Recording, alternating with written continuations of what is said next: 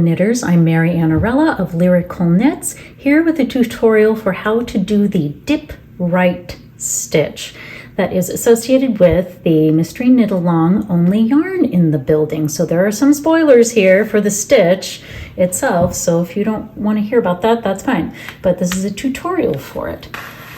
Now basically, I've gone ahead and started this on my swatch, and you can see where I have knit 1, 2, 3, knit the 4th stitch, and then dipped into that 4th stitch right here.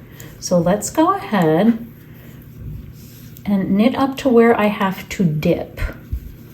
1, 2, 3. Now if you're reading the chart, that little chart symbol for the dip says actually knit 1, dip right.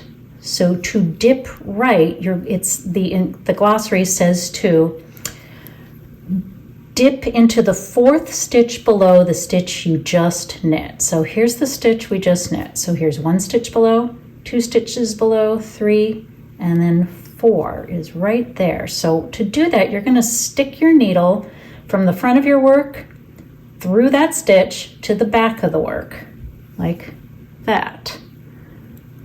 Wrap your yarn around and pull it through to the front of the fabric. Now that gives you an extra stitch. You had 1, 2, 3, 4 stitches here, and now you have 1, 2, 3, 4, 5. Don't worry, I'm not going to give you stitch counts, including these ones, because on that wrong side row, we're going to decrease them away, and I will show you how. So let's see.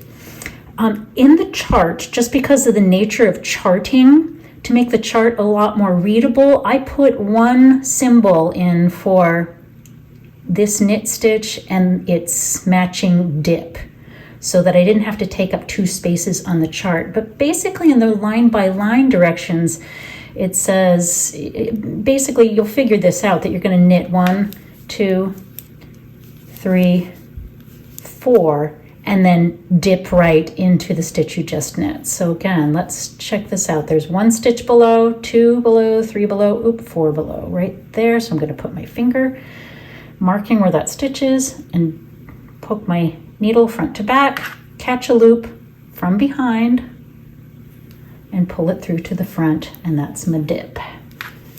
So I want to show you next how to deal with the dip on the back side. 1, 2, 3, 4. And actually, once you get into the second set of colors there, it's going to be a lot easier for you to count down to 4, because you're going to have different colors to kind of give your eyes some stopping points there. All right, so let's take a look at this. Okay, so we've got all these extra stitches here. Now when we turn it to the wrong side of our work, we're going to work these 2 stitches together, the dip and its twin knit stitch. So this is just a swatch here, so follow the directions and tell you that will tell you how many stitches to knit and purl up to it. But I can see right here, here's the dip. So I'm just going to purl up to my dip, and it says purl 2 together. So what you're doing here basically is just purling together this dip stitch with its little twin stitch, let's say. And I set you up to dip right so that you'd have a much easier time purling them together, so that you wouldn't have to like do purl 2 together through the back loops or anything crazy like that. So they're there again. I'm going to purl the 2 together. Purl 3. Purl 2 together. Go. And so on. And so on. There are so many ways to do dip stitches. Sometimes instructors will tell you to, well, sometimes the instructions will tell you to work that dip with the stitch you just knit, you know, all on the same row, but I like the look that you get when you purl them together on the wrong side row, instead of right after you dip, and it kind of elongates the dip a little bit. And once you get into the striping pattern of it all,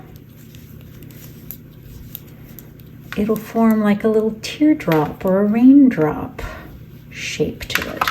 Let's just take a look at that now. Let's look at our work here.